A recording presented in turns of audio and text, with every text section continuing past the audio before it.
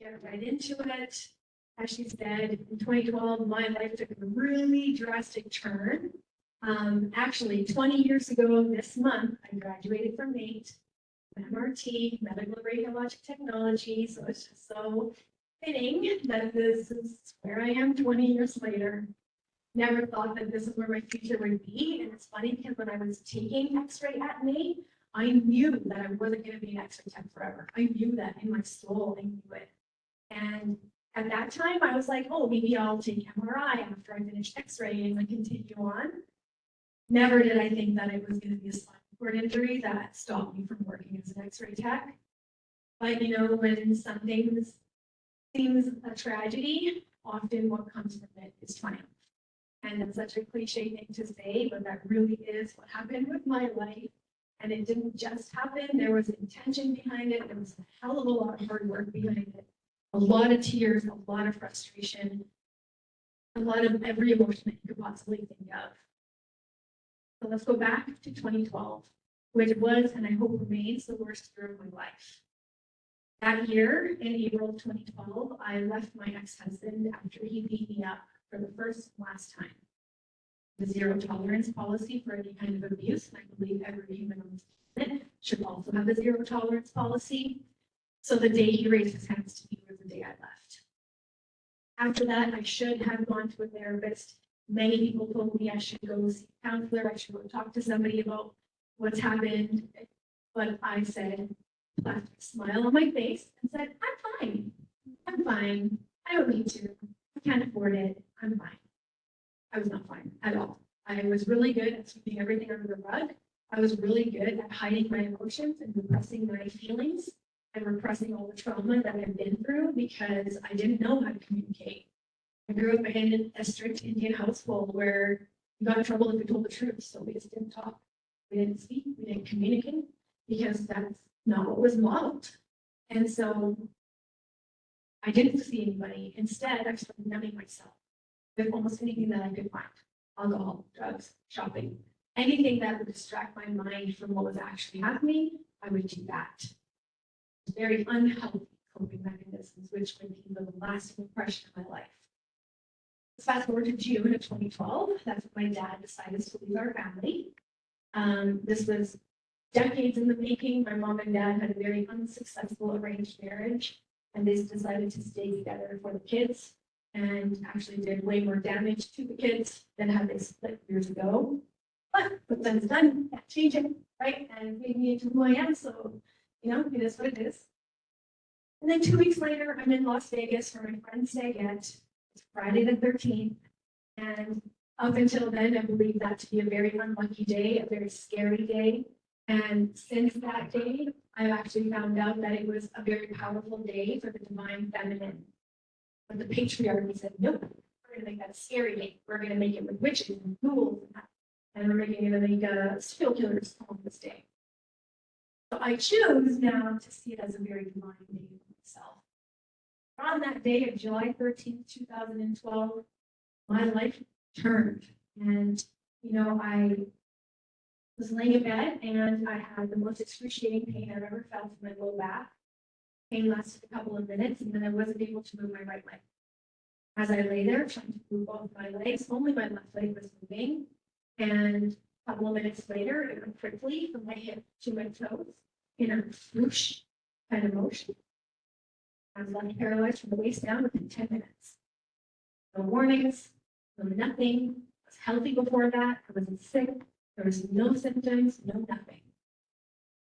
Now I'm left with this paralysis. Being an X-ray tech, your critical thinking skills jump into play, right? Looking at my blood pressure, my heart rate, my pulse, my breathing, my respiration, trying to think about what's happening in my spinal cord. It was in the morning. I didn't eat anything yet. Yes, I drank the night before, but nothing crazy. Didn't do any drugs, didn't fall. I was going through all the scenarios. I called 911, went to the hospital. Side note, always get travel insurance. So right there is a travel insurance man, or sorry, travel agent. And you will attest, always get travel insurance. It's worth the $30, tell you. Because being in the hospital in the States for 12 days, my bill was just under $124,000. If you don't have that kind of money in your back pocket, and the money, it's your travel insurance.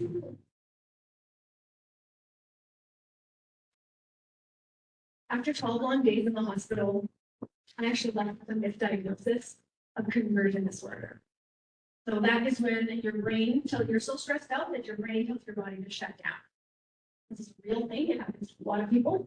Paralysis is a very extreme version of it. Oftentimes it's just chronic pain, shoulder pain, neck pain, elbow pain, and there's no physical reason for that pain. It's often because of you're so stressed out. Our brain is telling our body to tell us that it's wrong. But too many times we look outside for those answers. We take a Tylenol, we take an Advil, we put a heating pad on, we go to the doctor and say, well, fix me. This is what's wrong with me, fix me. But at the end of the day, you can only fix yourself. Other people are not going to fix you. You have to take that ownership and that ambition to actually do the things that are going to help you go through what you're going through. So with that misdiagnosis, I came back to Canada. I started seeing a psychologist right away because that is the treatment for conversion disorder. I started seeing a physiotherapist because by day 2, my leg muscles were melting away. And there was a point when I was in the hospital where I reached down and I grabbed my femur all the way around. My fingers touched up.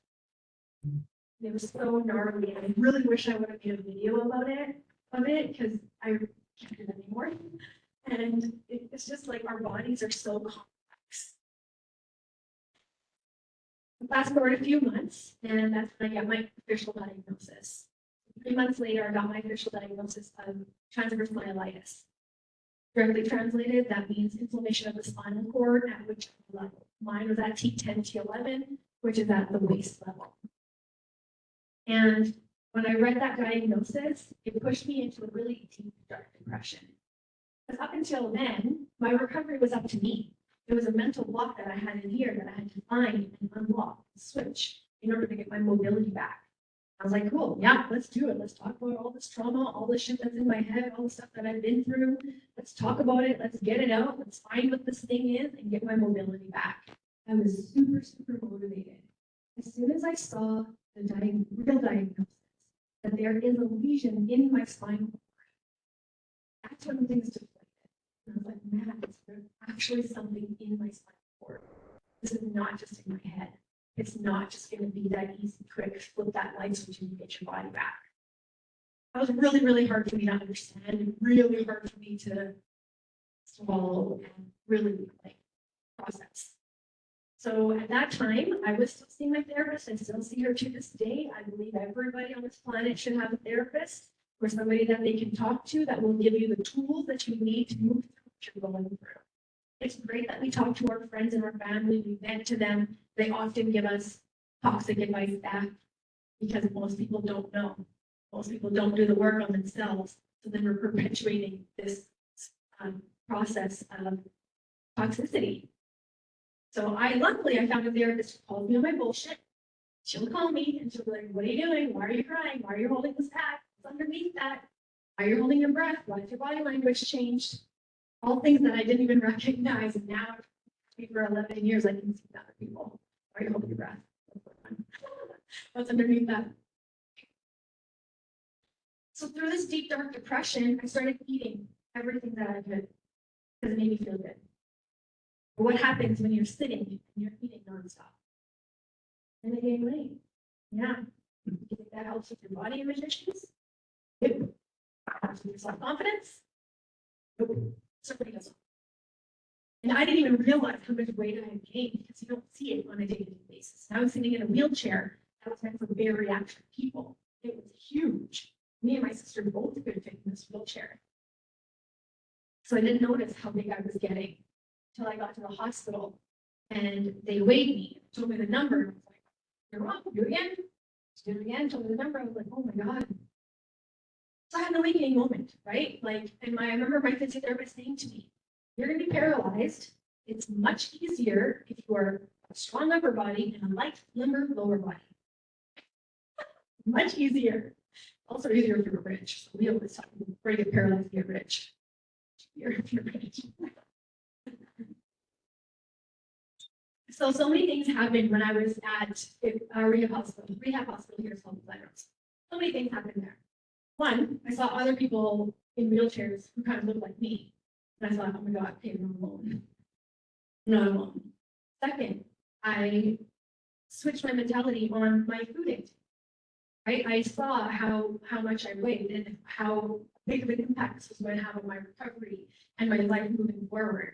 So I talked to the dietitian. I said, cut my calories down, 1,200 calories a day. You guys are in control of my food. You only feed the food I need. And trust me, it was disgusting. Everything tastes like cardboard. So my mom brought me a big jar of hot sauce that I put on everything I ate. But you got to do what you got to do, right? Another big pivotal moment happened when I was at the Glenrose. Up until that moment, and I didn't get to the Glenrose until 7 months after being paralyzed. I fell through the cracks of the medical system, even working in the system and having all these resources and connections, which I used, and still fell through the cracks of the system. So that happened to me. Imagine how many other people it's happening to who don't have those resources or have that insight knowledge. That's why I find it's really important for us to share our stories, right? We're not alone in this. Every time I share my story, somebody comes up to me and says, I can relate to you on this. And we all go through the same things as humans. It's in different times and different intensities, but ultimately life is just full of hurdles and adversities and fastballs and curveballs, and we die. But learning how to navigate these ebbs and flows of life in a healthy manner with healthy coping mechanisms that really make life worth living and where you actually thrive instead of survive. We need to get out of that survival mindset and start expecting ourselves to thrive. But that expectation comes with work. A lot of action has to be taken by you in order for your life to thrive. So one day I'm sitting there having lunch and there's a girl across the table and she's a high-level quadriplegic. She was in a car accident with a moose, and unfortunately the moose always wins. So she sat there like this, unable to move anything except her head, and her mom was feeding her her lunch. And she sat there and she said, I'd be happy if I could move a napping finger. In that instant, in my head, I said, Bean, you're not allowed to feel sorry for yourself anymore. In that instant, I went from being sad about what I lost to being grateful for what I have. And these I'm grateful for every single day. Not a single day has gone by since that day, 10 years ago, that I've taken my body for granted, that I've taken my hands for granted, that I've taken my mobility for granted. Not a single day. When I made that shift from sadness to gratitude, literally my whole life changed. My whole paradigm shifted. Suddenly I went from being sad, and angry, and scared. I'm still not scared. I wasn't angry anymore. I wasn't in that woe is me.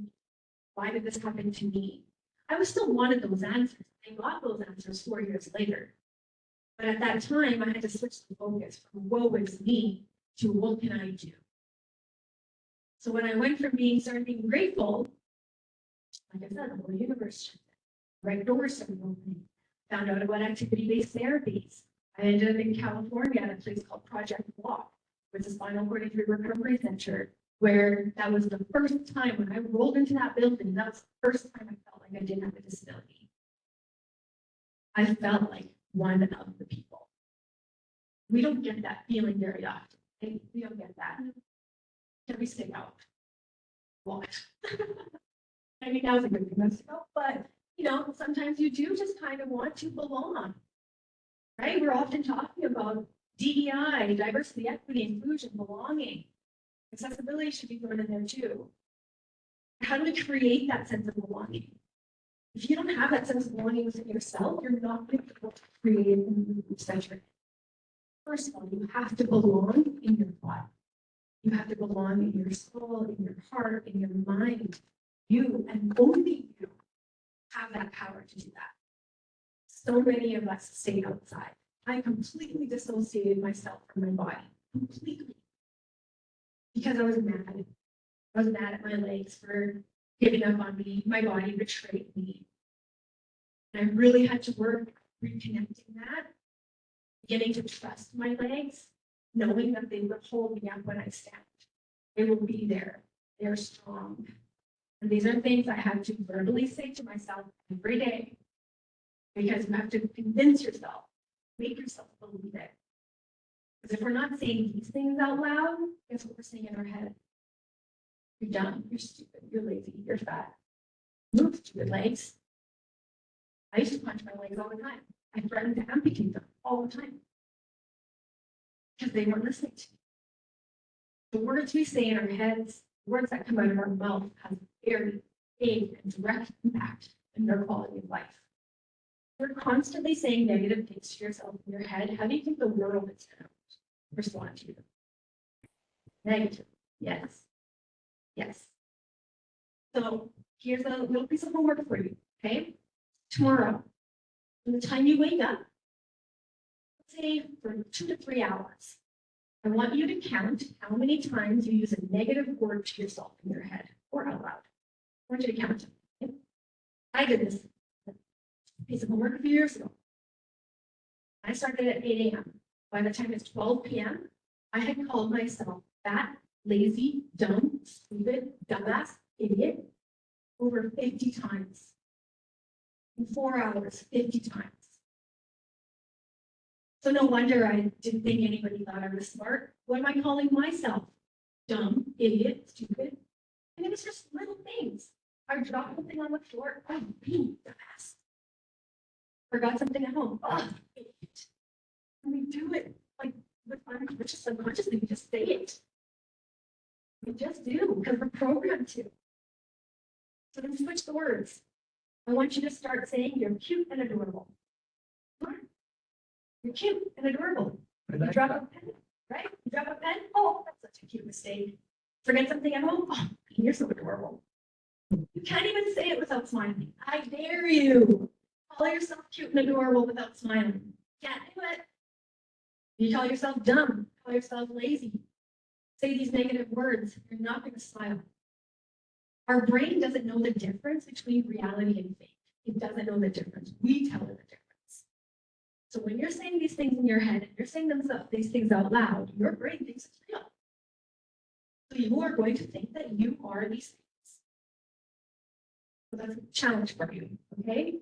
Second part of that challenge is catch other people. And tell them when they say something. Because we are so programmed to say it, we don't even notice that we say it. I catch my mom all the time. Oh, I made a stupid mistake yesterday. That's not stupid, you're cute. That's a cute mistake.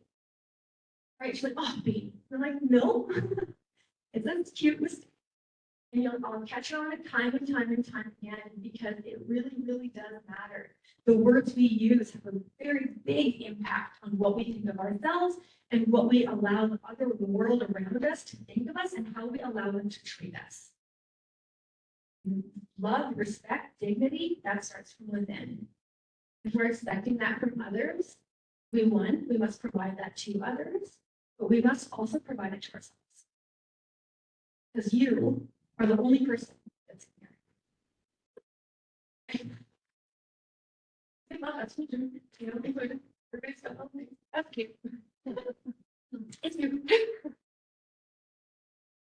So when you change these things in your life, your whole life will change. This is something my mom has told me when we were very, very young. People are going to come and go in your life. That's it. People you were friends with in elementary are probably not friends with them now. People you're friends with in high school, probably not friends with them now. And that's okay. And even people who are going to come into your life as you were in your adult life, they might not stay there. And sometimes toxic people come in. We have to remove those people. And that's hard. It's very, very hard to do. Sometimes these are family members, sometimes these are friend people that you've known for years and years and years. So it's really hard to do that. But by honoring yourself and giving yourself that respect, that no, I'm not going to allow you to treat me like this. I'm not going to allow you to have this kind of energy around me. And it doesn't have to be ugly. You don't have to say, I hate you, I hate this, I don't like this. Done. There's spite, there's resentment. You don't need that. All we say is, hey man, I respect myself far too much to allow this to continue. You are able to work on yourself should you choose, if you want to. I just know that I can't be around this anymore, and I have to remove myself from it. It's like breaking up. You're breaking up with your friends. It's hard, let me tell you. But this notion of life being easy and fair, dude, let me pop that bubble for you right now. You think life is gonna be easy and fair. Absolutely not. It's not meant to be. That's our privilege and that's our entitlement. Hey, I deserve everything to be fair and deserve everything to be, easy. No, that's not how life is. There's not one person on this planet who has an easy life. Even these people who show themselves as having this perfect, easy life, guarantee they're hiding a lot behind those closed doors. What life is. We're the ones who we're the only ones who can change our own lives. And I'm speaking about this because I did it time and time and time again. We go through these massive identity shifts. We all do. But first of all, when we start going to school, right? And then we have puberty, huge identity shift, puberty. We finish high school, that's a huge monumental moment. Then you turn 18, now you're an adult. Government says you're an adult. Right? You get married, you finish college, you get a job, you buy your first expensive car. All of these things are monumental times in your life where you have an identity shift. And it's better when you recognize that the shifts are happening because then you're in control and you can choose how you want the shift to go. And like through my life, also lots and lots of shifts. The biggest one, and then the gratitude, when I became grateful, that was another huge shift in a positive direction. And through that came so many blessings. When Nancy and I opened ReYu, it was in 2017, but we started talking about it in 2016. Her and I have been working together, this September right now, it's 10 years that we've worked together. And we are just the most opposite people you will ever find. But we found each other because of universe, God, whatever you want to call it, us together. And that question I asked when I was paralyzed, why me? What did I do to deserve this? Why am I sitting in this wheelchair, thinking ex-husband's running around without a care in the world? Why me? That happened in 2016 when we decided to open a nonprofit. We decided to put our expertise together. We knew there was a need here for a center. I met a handful of Albertans in California who bought houses to access that therapy in California. That's how good this shit is now. So I knew that we had to open a center here. And in 2016, Nancy said to me, all right, if I'm going to stay here, we got to do something worthwhile. As soon as she said that, the universe was like, finally, ladies, I've been waiting for this. So then we were able to meet the right people. We started ReYu Paralysis Recovery Center with zero capital. Nancy and I put zero money into it. We followed our passion. We were in alignment with what the universe had planned for us, and let me tell you, it opened all the doors. We got a marketing agency to take us on pro bono, gave us even our tagline, ReYu Paralysis Recovery Center, where we reconnect the brain to the body, retrain the nervous system, and most importantly, redefine what is possible for people with disabilities. We got our logo created by a dude for free. It's a phoenix because we are constantly rising from the ashes. We got a law firm to take us on for free to do all of our incorporation documents. When you are able to share your story and tell people, hey, this is who I am, this is what I'm doing, can you help me? When you ask for help, 9 times out of 10, people are like, yeah, I'll help you. If you ask for something for free, 9 times out of 10, people will say, sure. Because most people just don't ask. So don't get it. I'm Indian though, it's in my blood. I won't pay full price for nothing. Always ask for a discount if you're not going to get it for free. Always, always, always. We live in a capitalist world. They're making enough money. They don't need to make it up to. That's also a nonprofit mindset. If you're running a nonprofit, it has to be very, very minimal expenses. Thank you so much. She was our receptionist for the summer, our summer student. So nice to see you. Back to ultrasound grind. Yeah, girl, get it. And those whiteboards. We're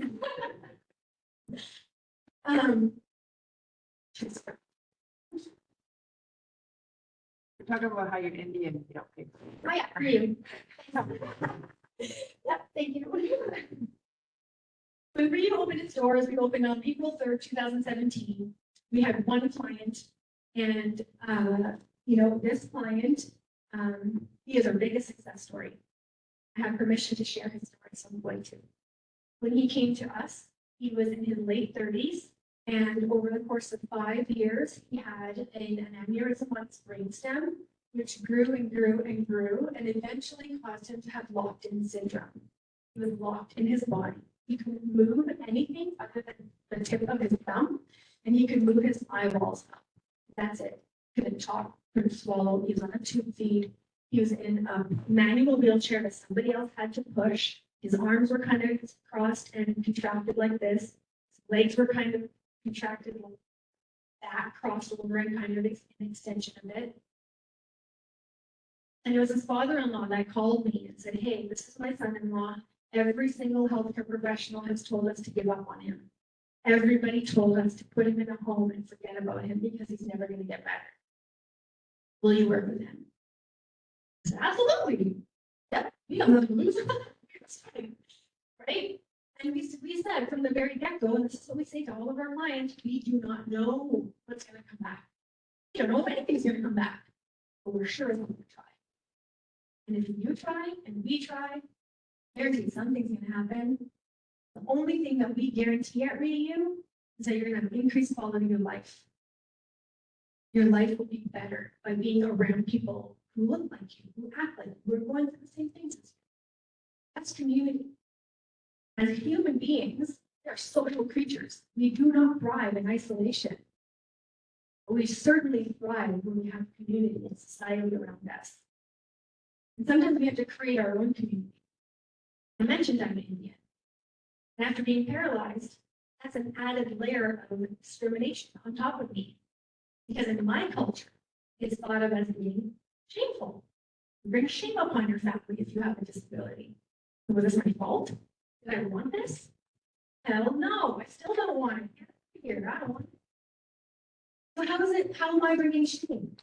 How is it shameful? It's because of this notion that we need to be perfect. We need to show everybody that we are a perfect family. We have so much success, so much wealth. Everybody is perfectly healthy. We are all poised and put together. We're all beautiful. And it's bullshit. I call bullshit. We're humans. We're allowed to have diversity.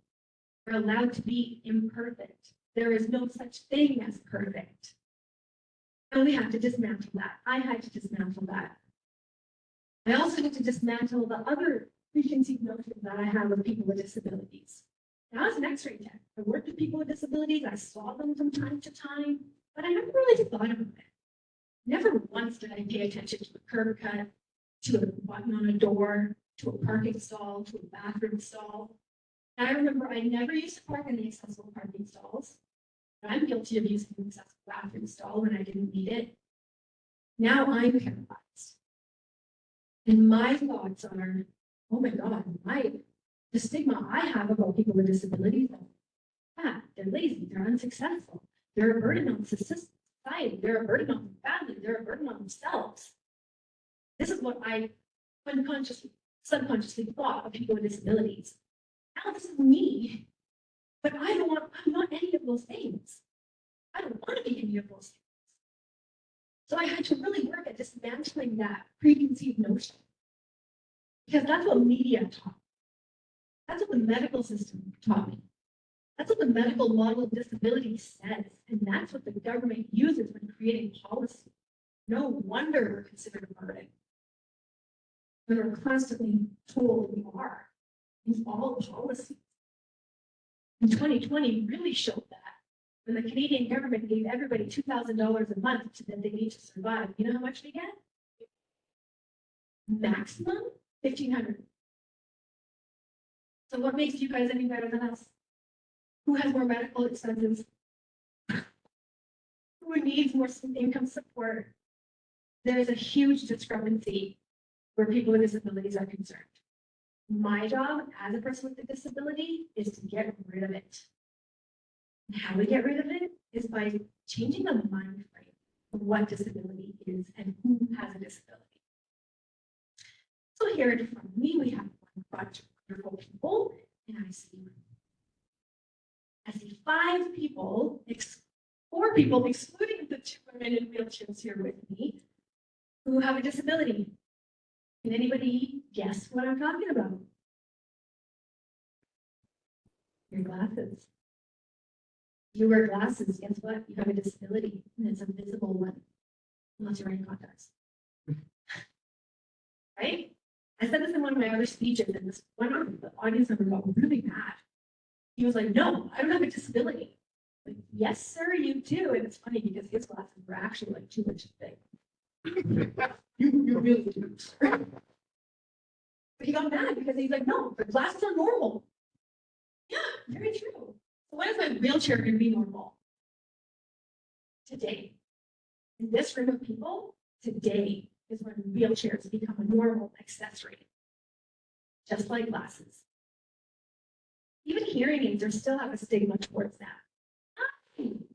Why do we constantly think less of others because we think we're better? That's such a toxic way of thinking. That is not how we think in a society.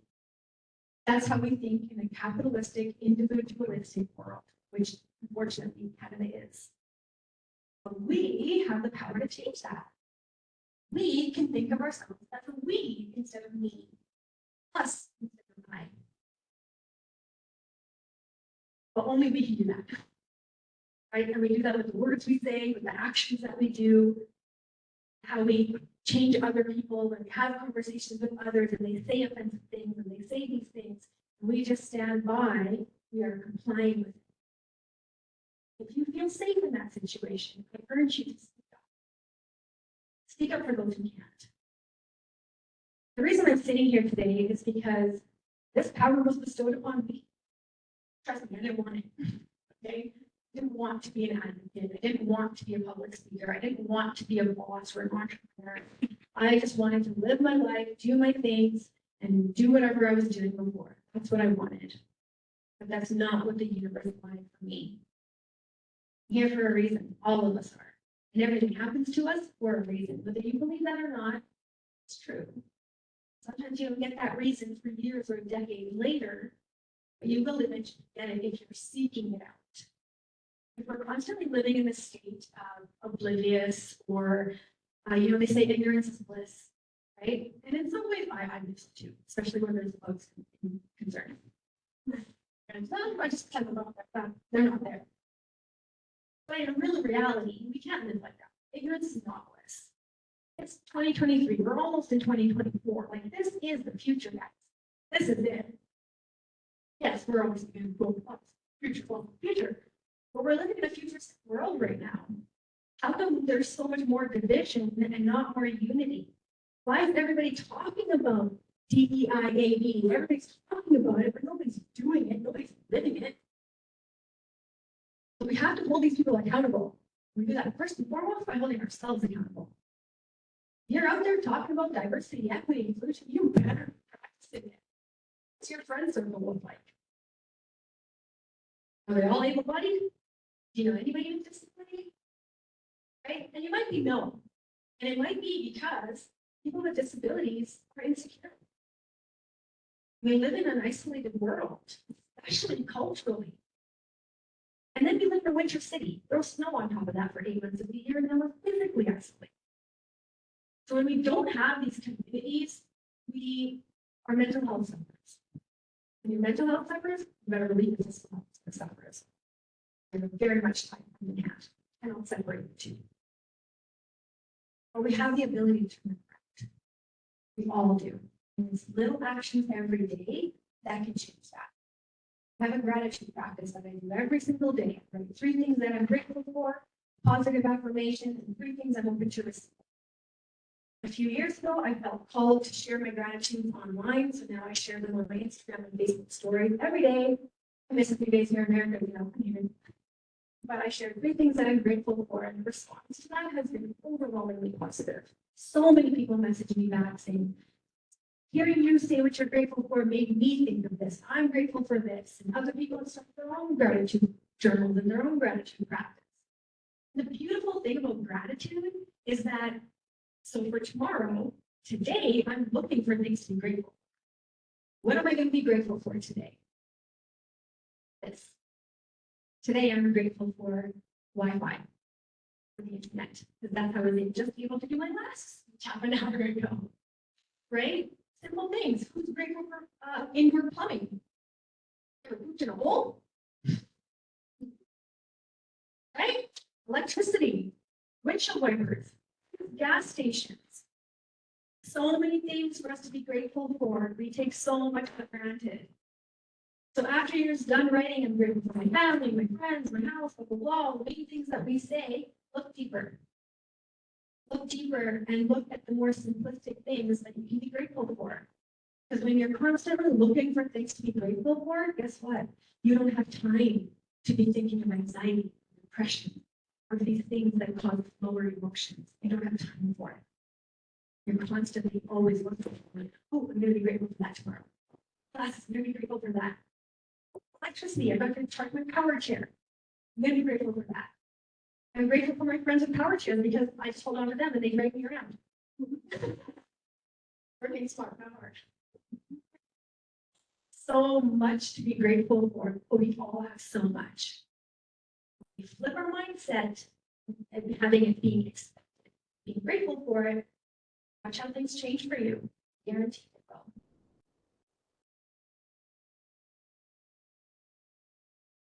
So a lot of people ask me, how do I talk to somebody with a disability? How do I interact with them? And my response is always, how do you talk to somebody without a disability? Because it's the exact same. Right? Like, hey, where are you from? What sports do you play? How many kids do you have? What did you do in school? Where do you work? All what sports teams do you like? Like all these things that we ask our neurotypical able-bodied friends, we can also ask our neurodivergent, non-able-bodied friends. When I, before I started doing like a lot of public speaking, we have a group chat called the Wheelie Peeps, and there's over, I think, 110 people in that group right now. And so I use them as my focus. And so I asked them quite a few years ago, I asked them, I was like, hey man, I have the opportunity to talk to the Edmonton Police Service. What do you want me to say? Overwhelmingly, the response was, I want to feel seen, I want to feel heard, and I want to feel loved. Those are the three basic needs for human beings. To feel seen, to feel heard, to feel loved. So now when I give these speeches, this is what I say. How can you be an ally to somebody with a disability? Simple things you can do. Make eye contact with them. See them. Look at them. Smile. That's all. That 2-second interaction for you, your day. That person, they feel now feel seen. They're like, wait, what? I'm not invisible? Because the look that we often get is like, hi, my legs don't work, but my eyes do. I can see you. You know? But people just don't know how because they are awkward and because they also have the same stigma that I had because of what media shows us, because of what the medical model of disability says, that we are worth less.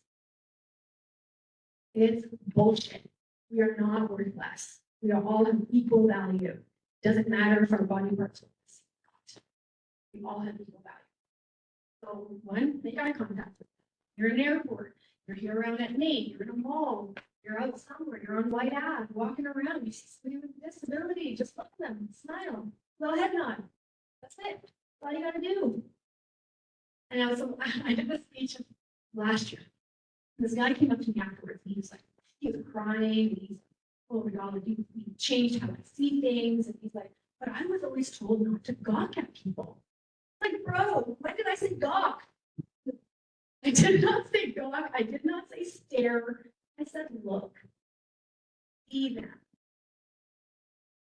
Nobody wants to be gawked at. Let's get that straight. Okay. You don't want to. I don't want to. None of us want that. So check yourself, right? Ice Cube said it best. Check yourself before you wreck yourself.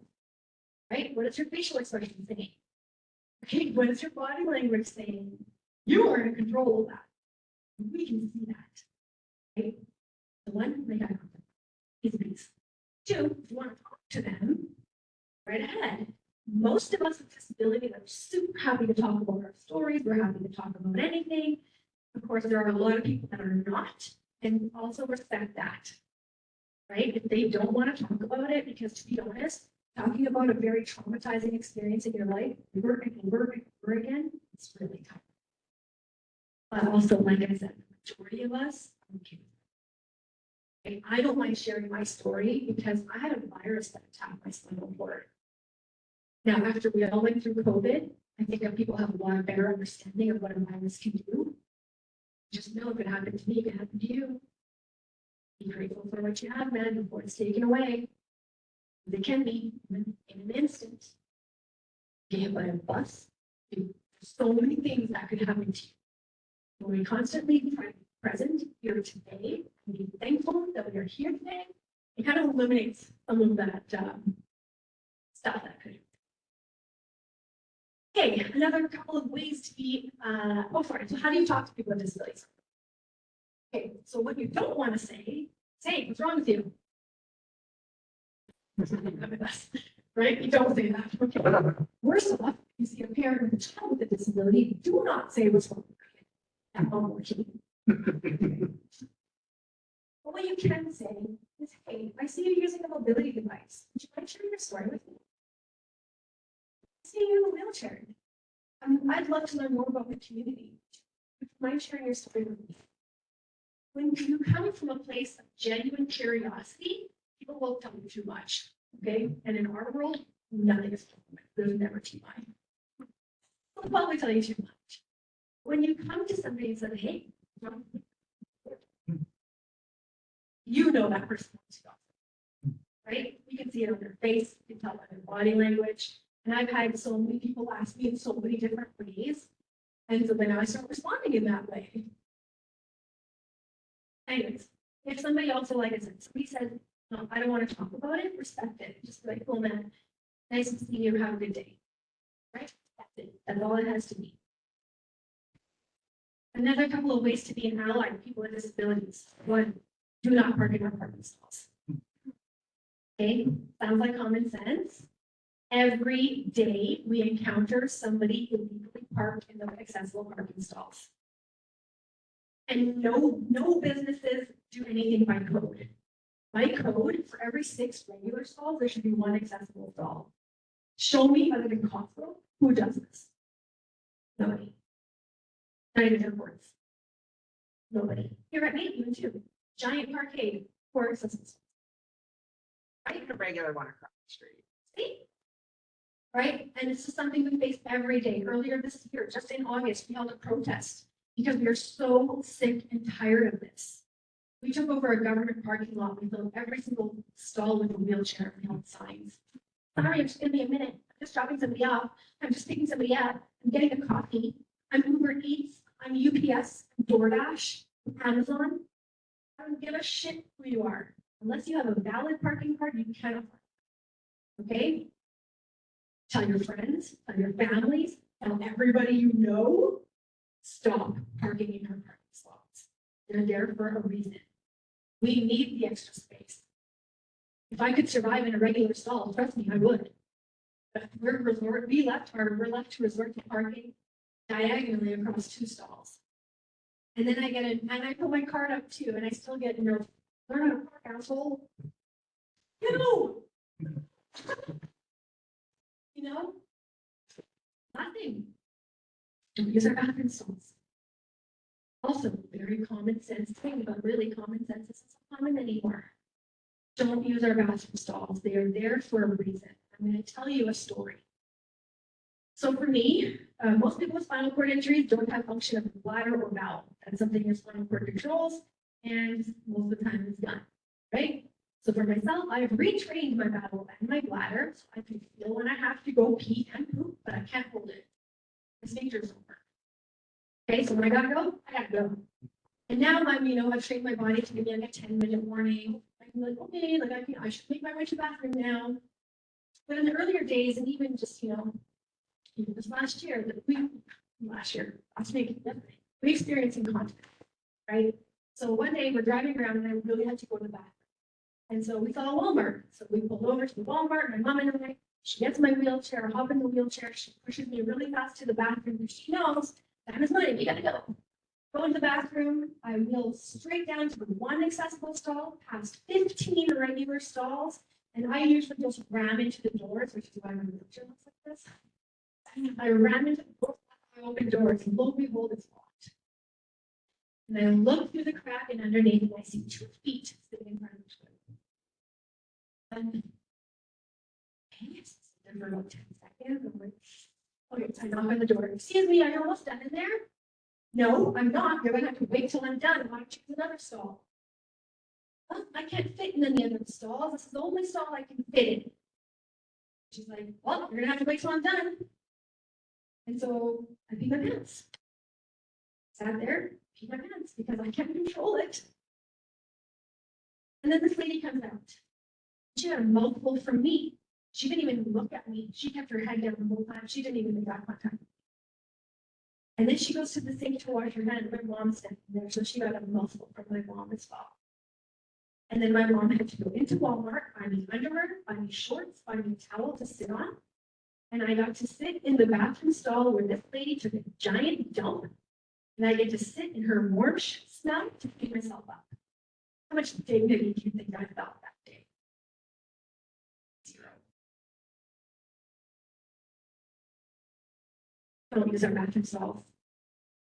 You don't know when someone is going to come around that corner and have to pee that bad. If you use the bathroom stall up until today, I forgive you. After today, I do not forgive you. And if I catch you, you better watch out. You're going to be being too nice. There's a reason things are there, and it's our entitlement and our privilege that says, no, it's for me. It's not for you. If you want to use our stall, take my disability too, man. You want it that bad, take it. Or you want to use it that bad, then advocate with us and for us to make every single parking stall accessible and every single bathroom stall accessible. Then it'll be okay. But until then, there's a reason why these things are there. And there's a reason I tell these stories because it has to have an impact. People need to feel what I felt that day. I felt worthless, did not feel like a human. So please, do your part. Be an ally to us. We need so many allies. We need allies all over the world, in every culture, in every city, in every corner of the city.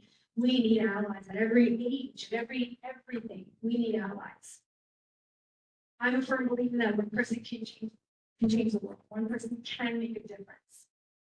Look how many people I have in front of me right now and online.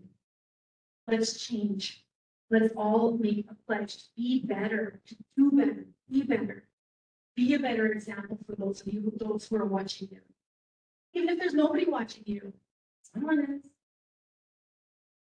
Do better, be better. We all have it within us. Put that entitlement aside and think of ourselves as entitled. Until we get there, we're never going to. We're going to continue to have these talks, have these situations arise because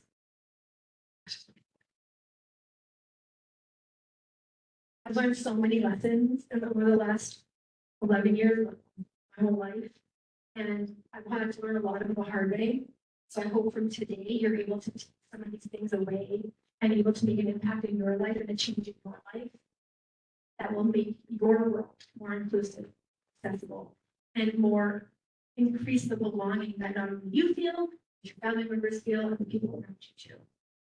It has been a pleasure to be able to talk to you today. Thank you so much for your time and your attention. I'm so grateful. Thank you.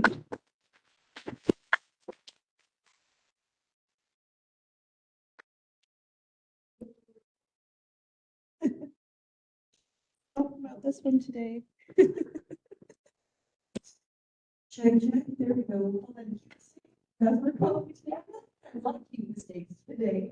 I just want to say I'm incredibly grateful to you, Bean. Thank you so much. Personally, I really needed to hear your message this week. So thank you so much. Thank you so much, everyone, for coming out. And I hope you're able to action on some of the ideas and actions that that Bean has brought us today. Continue to be an advocate, and literally let's continue to work at NAIT and in our communities at being more inclusive.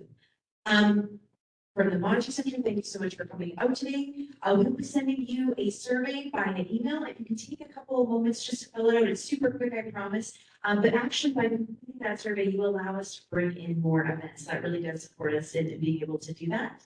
And we have one final event this Friday. It will be a fireside chat with Rita Windsor, the founder of Compass Chocolates, another NAIT alumna from the Culinary Arts Program. We'll be here again Friday from noon till 1. And, you know, hopefully I will have learned my few mistakes today with tech. So I'm gonna totally hold on to everything that being said today and wish you the best. If you would like to take some cookies, some pizza, some veggies, some pop, take some with you. If you have some friends to share it with, please share. And we hope to see you again soon. Have a wonderful day.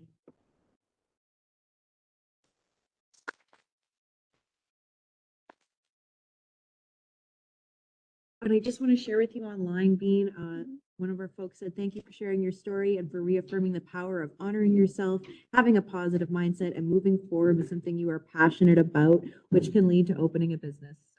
Thanks from the online community as well.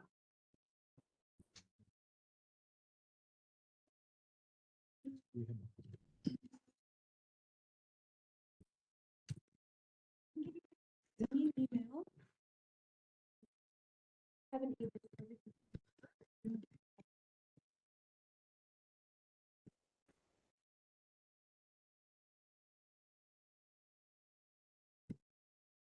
Thank you so much. Sorry, sir, I don't even have any more. Can I text you? No. Actually, if you go to my website, callmebean.com, callmebean.com.